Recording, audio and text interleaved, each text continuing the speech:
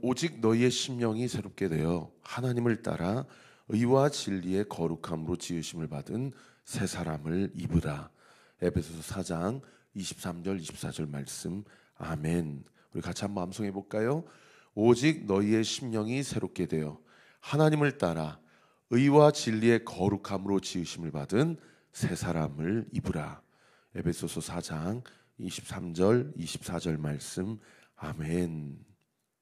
오늘 이 아침에도 우리의 심령을 새롭게 하시고 의와 진리의 거룩함으로 지으심을 받은 예수 그리스도로 옷 입은 새 사람을 입게 되는 은혜, 우리 모든 성도들의 삶 가운데 이미 부어졌음을 믿으시기를 우리 구주 예수 그리스도 이름으로 축원합니다.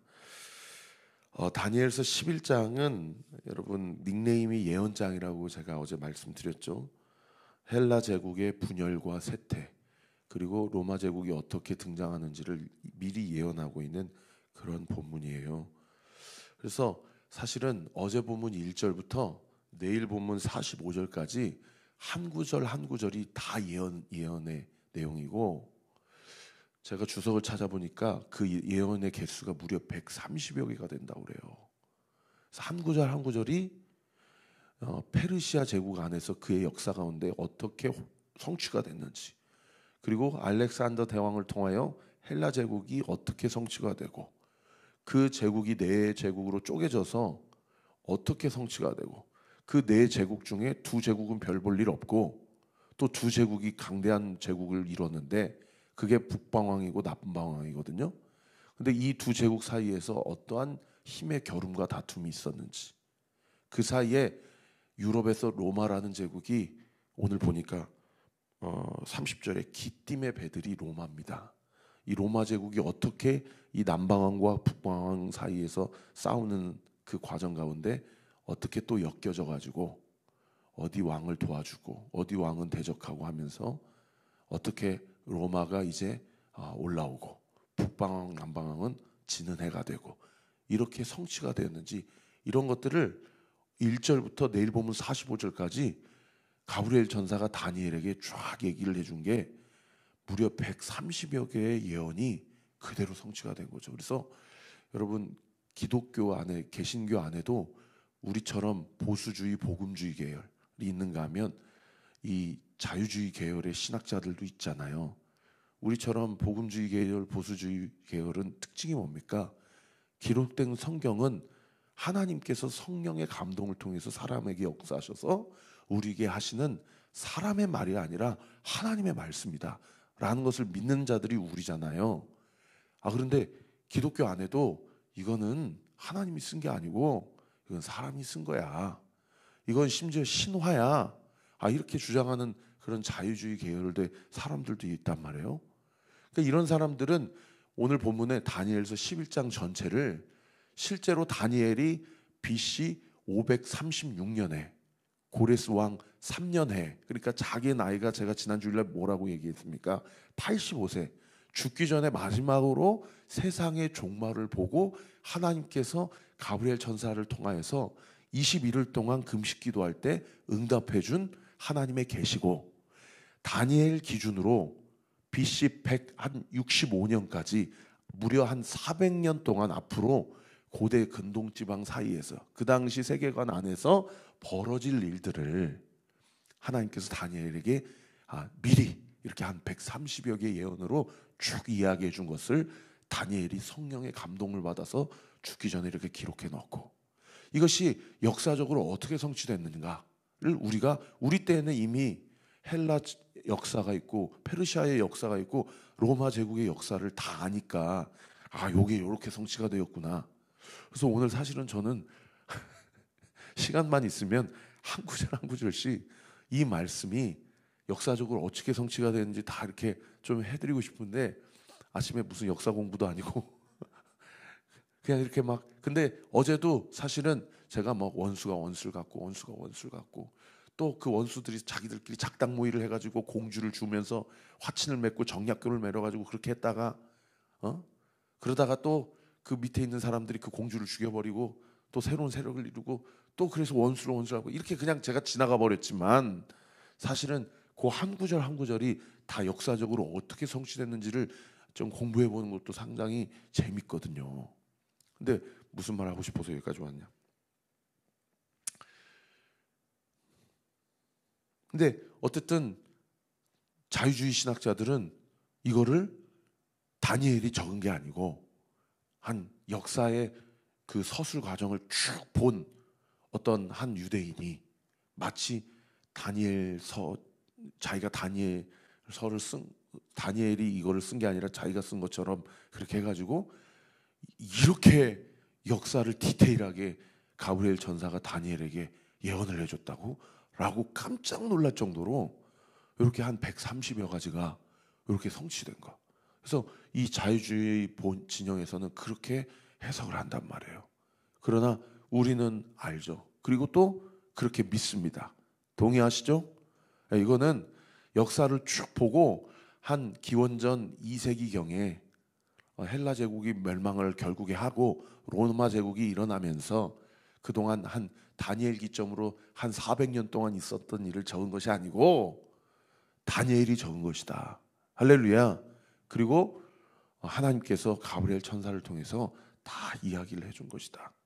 그러면 여러분, 우리가 오늘 본문을 묵상할 때 이것을 그렇구나. 그래서 하나님은 미래를 아시는 분이시고 이렇게 성취됐구나 하고 끝납니까? 아니라는 거예요. 역사는, 그리고 어저께도 제가 설교했지만 그 보여지는 역사를 조종하고 또는 주관하시고 뒤에서 그것들을 다 운행하시는 그 하나님, 할렐루야. 그리고 그 과정 가운데 하나님의 어떠한 일정 부분의 허용의 영역을 틈타서 이 사탄 마귀가 이렇게 믿는 자들을 조종하고 또 공격하고 이런 일들이 있다라는 거죠. 그러니까 오늘 본문을 묵상할 때 우리는 역사 공부하는 시간으로 오늘 본문을, 성경책을 읽으면 안 되고 이 영적인 원리가 오늘을 살아가고 앞으로를 살아갈 우리에게도 여전히 반복적으로 나타날 수 있다는 것을 기억하고 우리가 영적으로 깨어서 우리가 사탄 마귀에 조종당하는 인생이 아니라 성령 하나님의 인도하심을 받는 저와 우리 모든 성도들의 삶이 되기를 우리 구주 예수 그리스도의 이름으로 축원합니다. 여러분, 어제 본문에도 제가 그런 디테일한 역사적 사실이 어떻게 성취됐는지는 다 얘기를 안 했지만은 찝어드렸던 표현이 무엇이었습니까? 12절에 보시면은 그가 큰 무리를 사로잡은 후에 그의 마음이 스스로 높아져 수만 명을 엎드러뜨릴 것이나. 그가 누군지 뭐 프톨레마이오스 1세냐 2세냐 뭐 셀류쿠스 3세냐 4세냐 이런 거 제가 다 이렇게 풀어드리지는 않았지만 어떻든 이 그는 누구예요? 영적으로 무지해가지고 사탄 마귀의 조종을 당하는 오늘을 살아가는 이 시대 무지한 사람들 아닙니까? 그런 사람들의 특징이 뭡니까? 스스로 마음이 높아진다는 거예요. 그리고 스스로 마음이 높아진 게 세상 사람들뿐만 아니라 14절에도 보세요. 그때 여러 사람이 일어나 남방왕을 칠 것이요. 북방왕이 남방왕을 치는데 세상에 그 다음 구절 보세요. 내 백성 중에서도, 이 내 백성은 누구를 얘기합니까? 이스라엘 백성 얘기하는 거잖아요. 네? 이스라엘 백성 중에서도 포악한 자가 스스로 높아져서 환상을 이루려 할 것이다. 이루려 할 것이나 그들이 도리어 걸려 넘어지리라. 그러니까 믿는 자들 안에서도, 교회 다니는 사람들 안에서도 이 사탄 마귀의 조종을 당하고 마음이 높아지는 사람들이 있다는 거예요. 그러니까 16절에 보세요. 오직 와서 치는 자가 자기 마음대로 행하리니. 그러니까 영적인 세계에 대해서 무지하여 가지고 스스로 높아진 자도, 또 교회는 다니고 영적인 세계에 대해서 어느 정도 어깨너머로 들은 자이지만 그래도 영적으로 그 민감성을 유지하지 못하고 스스로 마음이 높아진 자도 결국에 그 사람의 행위가 어디로 귀결이 됩니까? 깔때기처럼 모아집니까? 자기 마음대로 행하는 삶으로 그 인생이 귀결된다는 겁니다. 이게 어제 말씀의 핵심 아니었습니까? 여러분, 오늘 말씀도 20절부터 35절까지 쭉 보면 오늘 말씀은 한 번쯤 이 왕의 이름은 마음에 한번 기억해 주세요. 이 안티오코스 4세입니다. 여기서 그가 누구대? 그가라고 하는 힘, 이게 다 안티오쿠스 4세예요. 대부분. 근데 이 안티오쿠스 4세의 다른 이름이 안티오쿠스 에피파네스라는 이 북방왕의 이름, 북방왕의 여러 이름, 안티오쿠스 1세, 2세, 3세, 셀루쿠스 2세, 2세, 3세, 4세, 이 왕의 이름은 다 잊어버려도 돼요. 근데 이 안티오쿠스 4세 또는 안티오쿠스 에피파네스라는 이 왕은 결국 주일에 다니엘 지난주 토요일부터 주일까지 10장부터 11장까지 그리고 더다가 마지막 장이 12장까지 이 가브리엘 천사가 다니엘에게 이제 앞으로 헬라 제국 안에서 벌어질 일들을 예언해 주면서 결국 이 천사가 다니엘에게 이야기해 주고 싶은 이 한 왕이 이 안티오쿠스 4세 이 에피파네스라는 왕이에요. 근데 이 왕을 제가 왜 여러분들에게 다른 왕들은 특별히 이름을 언급을 안 해드렸는데 이 왕의 이름은 여러분들이 꼭 기억해 주십사 했냐면 이 왕이 장차 이 시대 가운데도 나타날 적그리스도의 모형이 되는 왕이기 때문이에요. 이 왕의 특징을 오늘 본문 20절부터 35절까지 쭉 이야기를 하고 있는데 20절 보시면은 그 왕위를 이을 자가 이게 이제 셀루큐스 4세라는 왕입니다. 이 안티오쿠스 4세의 형이에요. 근데 이 형이 로마로 잡혀가 버려요. 아니, 이 형의 아들이 로마로 잡혀가 버려요. 세자가. 그러면은 이 형이 죽게 되면 이 형의 아들이 왕위를 이어받아야 되잖아요. 근데 이 형이 로마하고 전쟁에서 져가지고 로마에게 엄청난 상납금을 줄 수밖에 없는 그런 계약을 체결해요. 그러니까 백성들이 이제 반란을 일으켜가지고 이 왕이 죽습니다. 그러면은 이 왕이 죽으니까 이 왕의 아들이 적자니까 세자니까 이 아들이 왕이 돼야 되는데 그다음 구절에 보세요. 이 압제자를 그의 아름다운 곳으로 두루 다니게 할 것이나 그는 분노함이나 싸움이 없이 몇 날이 못 되어 망할 것이다. 이 왕조가 망해버려요. 그리고 그 왕위를 누가 이어받냐면 21절에 그의 왕위를 이을 자는 이 사람이 안티오쿠스 4세예요. 근데 이 사람을 성경이 뭐라고 얘기하면 비천한 사람이다라고 얘기를 합니다. 이 비천한 사람이라는 이름의 뜻은 이 적자가 아니란 얘기예요. 자격이 없는 자인데 이 자가 속임수로 자기 형의 아들을 몰아내버리고 자기가 왕이 돼버려요. 그러니까 자격이 없는 놈이 자격이 있어야 될 그 자리에 자리를 찬탈해버리는 거죠. 그래서 그 다음 구절에 보시면은 나라의 영광을 그에게 주지 아니할 것이나 그가 평안한 때를 타서 거기 속임수로 그의 나라를 얻을 것이다. 여러분 나중에 적그리스도의 행위의 그 영적 첫 번째 원리는 창세기 3장에 아담과 하와를 속임수로 이 사탄 마귀가 인간을 하나님과의 관계를 끊어놓았던 그 수작과 똑같아요. 그래서 사탄 마귀를 성경이 뭐라고 하냐면 거짓의 아비다 이렇게 얘기하는 거죠. 어제도 새벽 예배 오신 분들은 아시겠지만 요 앞에 저희 후배들이 와가지고 새벽 예배 드렸는데 목사님 저 이제 목사 안수 받으려고 합니다. 제가 강조한 게 설교 잘해야 된다. 한 영혼을 진짜 네 새끼처럼 저는 그런 목사가 필요한 시대다 막 얘기했지만은 결국에 제가 강조한 게 뭐냐면 다른 게 없고 정직해야 된다. 목사가 거짓말 잘하고 속이고 이러면 하나님이 그 사람을 안 쓴다. 여러분 목사만 해당되는 얘기입니까? 27절에도 보세요. 이 두 왕은 이 북방왕과 남방왕을 얘기하는데 이 북방왕 같은 경우는 안티오쿠스 4세를 얘기하죠. 서로 마음에 해하고자 하여 밥상에 앉았을 때는 밥상에 앉았다는 얘기는 협정을 맺었다는 얘기예요. 평화 협정을 이제 우리 더 이상 싸우지 말자. 근데 그 협정을 보기 좋게 발로 차버리는데 그다음 구절에 보세요. 거짓말을 할 것이다. 그러니까 거짓 협정을 맺고 거짓 평화 가운데 서로를 속이면서 보여질 때는 우리 서로 친하게 지냅시다 하지만 속으로는 저 자식 저 한눈 팔고 있을 때 가서 등에 칼 꽂아버려야지. 이렇게 생각하고 있는 게 안티오쿠스 에피파네스의 특징이라는 거예요. 그러니까 적그리스도의 마지막 특징이 뭐냐? 거짓의 영 속임수의 수작이라는 거죠. 이게 왜 중요하냐면 적그리스도의 영의 지배를 받는 사람들도 똑같은 짓거리를 하고 산다는 거예요. 근데 그 사람들이 여러분 교회 안 다니는 사람들입니까? 아니에요. 사탄 마귀가 교회 안 다니는 사람들은 건들지도 않습니다. 교회 다니는 사람들을 거짓으로 건든다는 거죠. 그리고 거짓으로 하는 일들이 뭐예요? 22절에 보세요. 넘치는 물 같은 군대, 이게 이제 남방왕의 군대가 이 안티오쿠스를 쳐들어오는데 그에게 넘침으로 말미암아 패할 것인데 동맹왕 왕도 그렇게 될 것이다. 이 동맹왕 왕도 쳐버려요. 싸우지 않겠다고 약속한 것도 안티오쿠스는 그냥 표면적으로는 동맹을 맺지만 뒤에 가가지고 칼을 꽂는 게 이게 거짓의 영에 행하는 일들이죠. 23절에도 보세요.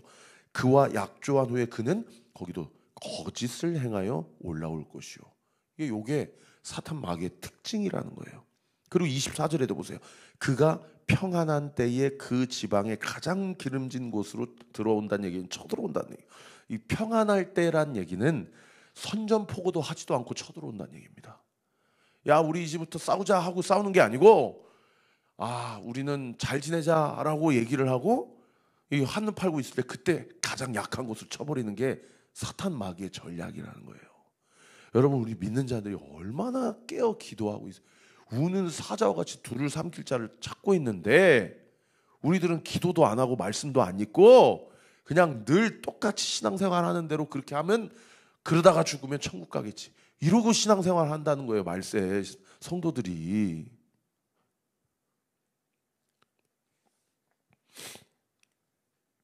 그리고 또 하는 일이 24절에 보세요. 그가 평안한 때 그 지방의 가장 기름진 곳으로 돌아와서 그의 조상들과 조상들의 조상이 행하지 못하는 것을 행할 것이요 그는 노력하고 탈취한 재물을 무리에게 흩어준다. 그러니까 돈을 가지고 일해요. 거짓으로 행하고 사탄 마귀가 하는 그 도구가 돈이에요. 자기 말 잘 듣는 사람들에게는 돈을 주고 안 듣는 사람들은 자기 조상들이 행하지도 않았던 것들을 행해버려요. 다 탈취해버리고 빼앗아버리는 그런 일들을 한다는 겁니다. 이게 이제 사탄 마귀의 첫 번째 특징이고요.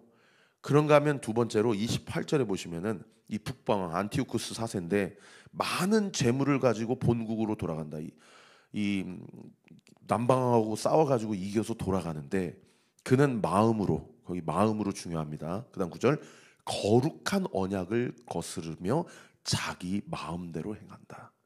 그러니까 거룩한 언약은 무슨 언약이에요? 하나님이 제정하신 창조의 질서를 얘기해요.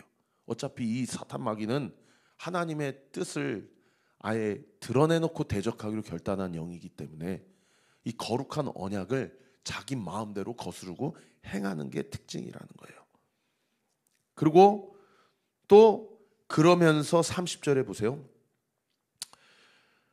본토로 돌아가는데 이 남방하고 싸워가지고 이겨가지고 니네들 내 말 안 들으면 다 죽여버릴 거야 하고 이제 협정을 맺고 이제 속국이 되기로 하고 이제 자기 본국으로 돌아가요. 근데 이 남방왕이 얘네들도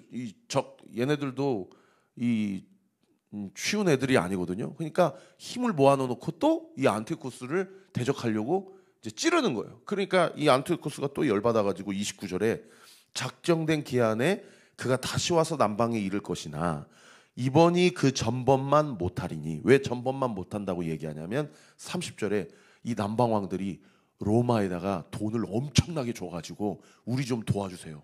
지금 북방왕이 쳐들어왔어요. 그러니까 30절에 이는 기띔의 배들이 이르러, 이 기띔의 배들이 이 로마의 함선을 얘기합니다. 이 기띔은 이 키프로스 섬을 이야기하는데 키프로스 섬에 로마의 함선들이 정박하고 있었어요. 그러니까 이 함선들이 이르러 그를 칠 것이다. 여기서 그는 안티오쿠스를 얘기하죠.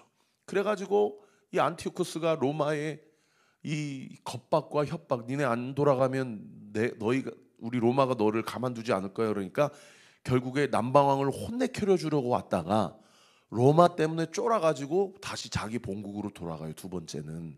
근데 문제는 돌아갈 때에 어디를 거쳐도 돌아가게 되겠어요? 이 남방은 이집트를 얘기하고 북방은 시리아를 얘기하니까 중간에 딱 팔레스타인, 예루살렘이 있잖아요. 그러니까 로마의 겁박으로 돌아가는데 예루살렘을 지나서 돌아갈 때에 그냥 돌아가지 않고 예루살렘에서 홧김으로 이 신성 정말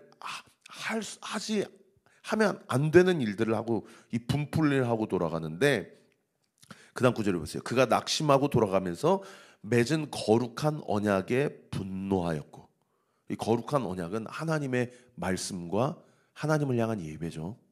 그거에 분노해서 자기 땅으로 돌아가서는 맺은 거룩한 언약을 배반하는 자들을 살핀다. 적그리스도 편에 선 사람들은 보살펴주고 하나님 편에 산 사람들에게 화풀이를 하는데, 어떤 화풀이를 하냐면 31절 보세요. 군대는 그의 편에 서서 성소 곧 견고한 곳, 여기 성전을 얘기합니다. 이 성소와 지성소를 얘기해요. 성전을 더럽히며 매일 드리는 제사를 폐하며 멸망하게 하는 가증한 것들을 세울 것이다. 그래서 이 북방왕 안티오쿠스 에피파네스가 로마의 겁박으로 자기 본국으로 돌아갈 때에 예루살렘을 거쳐서 돌아가는데, 예루살렘 성소 지성소 안에 들어가서 하나님의 법궤를 다 치워버리고 거기에다가 바알 신상을 세워버립니다. 그리고 그 바알 신상 앞에서 유대인들이 부정하다고 여기는 돼지의 피를 뿌려버려요. 성소와 지성소에. 자기 조상들이 우상숭배했던 왕들도 하지 않았던 일들을 해버립니다. 완전히 하나님을 대적하는 일들을 해버려요. 그래서 이 안티오쿠스 에피파네스는 적그리스도의 모형이 됩니다.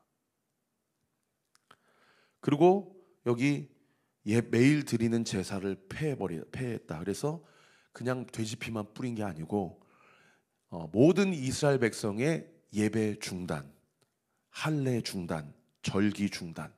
만약에 성경을 소지하고 있거나 만약에 절기를 지키는 자들이 있으면 다 그 자리에서 죽여버려라. 이렇게 극심한 박해와 핍박의 영을 내려버립니다. 여러분, 저 보세요. 시간이 30분 전에 저는 설교를 마치려고 그러는데 좀 양해해 주십시오. 한 3분만 더 하고 마칠게요. 이런 일들이 일어날 때에 하나님께서 당신의 백성을 준비하세요. 이 어제 본문에 14절에 내 백성 중에서도 포악한 자가 스스로 높아져서 환상을 이루려 할 것이나 도리어 걸려 넘어질 것이다. 이스라엘 백성 안에서도 마음이 자기 마음대로 행하셔서 높아진 자들이 있다고 그랬잖아요. 이게 그 당시 이스라엘 백성의 기득권 종교 세력가들이었어요. 이 이오니아 제사장 집안하고 토비아스 제사장 집안이 이렇게 자웅을 겨루고 있었는데, 이들 둘 다, 이오니아는 이 친 이집트, 토비아스는 친 북방왕, 여기는 친 남방왕. 이렇게 하나님 마음, 하나님 뜻 따르지 않고 자기 마음대로 행한 거예요. 그러니까 북방왕이 예루살렘을 지나갈 때 돼지피를 뿌리는 것뿐만 아니라 친 이집트 정책을, 친 남방왕 정책을 펴줬던 집안들을 다 죽여버리고 이 사람들을 세워주는 거예요. 여기나 똑같은데, 그러니까 하나님이 이때 자신의 백성들을 준비하시는데, 그 자신의 백성들이 어떻게 된다고 그러냐면 32절에 보세요. 그가 또 언약을 배반하고 악행하는 자들을 속임수로 타락시킬 것이나 오직, 거기 줄 치세요, 자기 하나님을 아는 백성은 강하여 용맹을 떨치리라. 이 민심 가운데 하나님께서 구별된 사람들, 이 신학자들은 이 사람들을 후에 쿰난 공동체 조상들이다. 또는 이 당시만 해도 바리새인들이 예수님 시대 바리새인들이 아니었거든요. 이 하시디안들이라고 하는데, 이 바리새인들의 선조들, 정말 순결한 자들, 정말 정직한 자들, 이 사람들을 지금 하나님을 아는 백성이라고 표현을 하고, 또 33절에는 지혜로운 자들이라고 표현을 해요. 백성 중에 지혜로운 자들이 많은 사람들을 가르칠 것이다. 그러나 갈날과 불꽃과 사로잡힘과 약탈을 당하여 여러 날 동안 핍박, 몰락을 당하게 될 것이다. 그리고 35절에 보세요. 또 그들 중에 지혜로운 자 몇 사람이 몰락하여 무리 중에 연단을 받아 정결하게 되며 희게 되어 마지막 때까지 이르게 하리니 이는 아직 정한 기한이 남았습니다. 그러니까 결국 기득권 종교 세력들도 친남방왕, 친북방왕 이렇게 정치질을 하고 있는데 하나님이 지혜로운 사람들, 하나님의 백성들을 마지막 때에 남겨놓으셔가지고 그들을 향해서도 이 적그리스도가 극심한 박해와 핍박을 가하는데 35절에 보면 하나님이 뭐라고 얘기해요? 그것 박해와 핍박 연단을 통해서 그들이 정결하게 되고 희게 될 것이다. 다른 번역 성경에 순결한 영성을 지니게 될 것이다. 여러분, 이게 이 역사의 반복이 오늘날 이 시대 가운데도 반복된다는 거예요. 저는 우리 온리교회가 이 적그리스도가 때가 되면 출현을 하고 이제 요한계시록에 이야기했던 3년 반, 7년의 아마겟돈 전쟁이 일어나고 그것이 끝나면 새하늘과 새 땅, 예수 그리스도께서 새하늘과 새 땅을 이 땅 가운데 온전히 내려주셔서 이제 모든 인간의 역사의 종지부가 찍어지고 예수님은 알파도 되시지만 오메가가 되신다 하셨잖아요. 그때 극심한 박해와 대환란이 있을 텐데 우리 온리교회가 끝까지 믿음을 지키고 정결하고 거룩하게 그리스도의 신부로서 잘 준비되어져서 어쩌면 지금 북한 지하교회 성도들 하나님이 주님 오실 길을 예배하시기 위해서 그렇게 준비하고 계시는지 몰라요. 우리 온리교회도 세속화되는 이 세태 속에서 교회의 순결과 정결을 지켜내고 주의 오실 길을 준비하는 저와 우리 모든 온리교회 성도들 되시기를 예수님의 이름으로 축원합니다.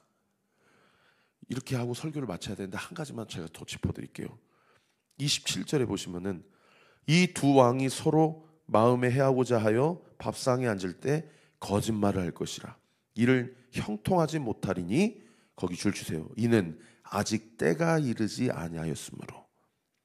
그 다음에 이제 29절에 보세요. 정한 기한에 동그라미. 그 다음에 이제 35절 하반절. 이는 아직 정한 기한이 남았습니다. 여러분, 오늘 본문에만 3번 때가 이르지 아니하였다, 하나님이 정하신 시간, 기한이 있다라는 단어가 반복되어서 나오고 있어요. 여러분, 적그리스도가 아무리 지랄을 해도, 죄송합니다 이런 표현에서, 하나님이 정하신 때가 있습니다. 그때까지 우리가 박해와 핍박을 받더라도 우리는 믿음을 지키십시다. 기도하겠습니다. 아버지 하나님, 다 인간 세상 사람들 마음이 높아져서 자기의 마음대로 행하고 살아가고 결국 분풀이한답시고 거룩한 언약을 위배하고 하나님을 모욕하고 하나님을 따르는 자들을 핍박하고 하는 일들이 이때만 있었던 것이 아니라 오늘 우리가 살아가는 이 시대에도 차로 2-3시간만 가면 갈 수 있는 그 거리, 저 북녘 땅에도 지금도 버젓이 그런 일들이 자행되어지고 있는데, 아버지 하나님, 그곳에서는 아버지 불법한 3대 세습 정권에 대해서 우상 숭배한다고 그런다면 이 남한 사회 안에서는 돈을 우상 숭배하고 있지는 않습니까? 아버지 하나님, 마지막 시대까지 정결하게 되고 순결하게 되는 그 한 사람을 찾으시는 주님, 우리가 어떤 핍박과 환난과 박해 가운데도 하나님이 정한 기한이 차게 되면 우리 주님이 다시 오신다. 그때까지 결코 믿음을 저버리는 일 없이 우리의 믿음과 주님을 향한 사랑을 잘 지켜내는 저와 우리 모든 온리교회 성도들 되게 하여 주옵소서. 오늘 이 아침에도 기도의 자리에 나아갑니다. 아버지 하나님, 우리 사랑하는 성도들의 기도의 입술을 주장해 주세요. 아버지, 무엇을 위해 기도하고 부르짖어야 될지 가르쳐 주세요. 우리 성도들 아버지 깨어있게 해주세요. 우리 성도들 말씀 읽게 해주시고 우리 성도들 기도하는 자리를 놓지 않게 해주세요. 아버지, 우리 온리교회를 불쌍히 여겨주세요. 하나님이 이 교회를 도와주세요. 이 교회를 붙들어 주세요. 예수 그리스도의 이름으로 기도합니다. 아멘. 지금은 우리 구주 예수 그리스도의 은혜와 하나님의 사랑과 성령 하나님의 위로교통 충만하심이 주신 말씀 붙잡고 오늘도 깨어서 주님 앞에 기도하며 하나님 앞에 응답받는 우리 사랑하는 우리 교회 모든 성도들 머리머리 위에 지금으로부터 영원토록 함께 하시기를 간절히 축원하옵나이다. 아멘.